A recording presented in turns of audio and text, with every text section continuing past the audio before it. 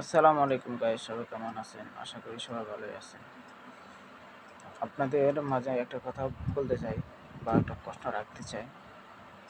উম, এই যে একটা একটা ভিডিও দেখলাম, আর একটা লোক মারা গেছে, তাকে কবর থেকে উঠে আনার পর সে আসলে 2 সপ্তাহ আগে মারা গেছে। 2 সপ্তাহ পর কবর থেকে লাশটা উঠিয়ে এনে আগুন দিয়ে পুড়িয়ে দেওয়া, এটা কি মুসলমানের কালচারে পড়ে? মুসলমানের কালচারে আছে? মুসলমানের কোনো কিতাবে বা কোনো হাদিসে আপনার কালচার বা আছে যে একটা লোক মুসলমান, সে মারা গেছে, তার কবর থেকে লাশ উঠিয়ে এনে ফুড়িয়ে ফেলা? আসলে এটা নাই, আমার জানার মধ্যে নাই। তবে আমার জানার মধ্যে এটা ঠিকও হয় না। যখন একটা লোক একটা জিনিস দাবি করছে, একটা জিনিস বলছে, একটা কথা বলছে, তখন সে জীবিত ছিল।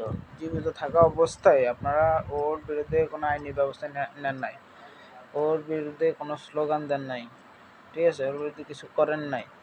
যে লোক মারা যাওয়ার পর এটা করাটা উচিত হয় নাই আমি মনে করি। আপনারা আমাকে যাই মনে করেন না কেন, ঠিক আছে? ও লোক কাফের ছিল।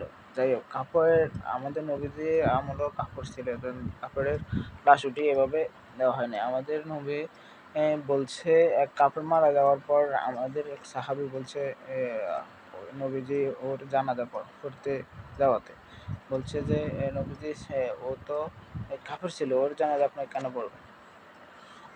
নবীজি তখন উত্তর দিছে যে, ও কাফের হইলে কি আল্লাহ তাআলা মানা করছে যে এর জানাজা পড়া যাবে না? ঠিক আছে, নবীজি উত্তরটা দিচ্ছে। যাই হোক, আপনারও মুসলমান ছিল, পরে কাফের হয়ে গেছে, না যাই হয়ে গেছে, তবে তার লাশ উঠিয়ে এভাবে পুড়িয়ে ফেলাটা আসলে ঠিক হয় না। আপনাদের উচিত ছিল, বাংলাদেশের জনগণের উচিত ছিল যে সে জীবিত অবস্থায় থাকায় তার একটা জিনিস, তার বিরুদ্ধে আইনি ব্যবস্থা নেওয়া। এটা না নিয়ে আপনারা যে কাণ্ড ঘটাইছেন, এটা আমার জীবনে মানে বয়সে এতটুকু বয়সে দেখি নাই যে কারোর লাশ উঠিয়ে কবর থেকে উঠিয়ে আগুন দিয়ে ফুটে গেল। যাই হোক, আপনারা নিজেরাই বিবেচনা করে দেখেন, আসলে এটা আমাদের মুসলমানের কালচারেই নাই আমি মনে করি আর কি। আল্লাহ হাফেজ। আল্লাহ সহায়ক সবার প্রতি, আল্লাহ সবাইকে ক্ষমা করুক।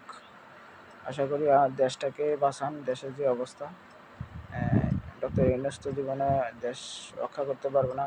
সে এই জঙ্গিটা আসলে সে নিজেই করতেছে, নাহলে সে একজন রাষ্ট্রপ্রধান। সে আসলে দেশটাকে বাঁচানোর দরকার ছিল, দেশের জঙ্গিমুক্ত করার দরকার ছিল, কারণ সে নিজের তো একটা জঙ্গি। দেখ, শুধু মহাজন যাই করে করুক। আল্লাহ হাফেজ, সবাই ভালো থাকবেন।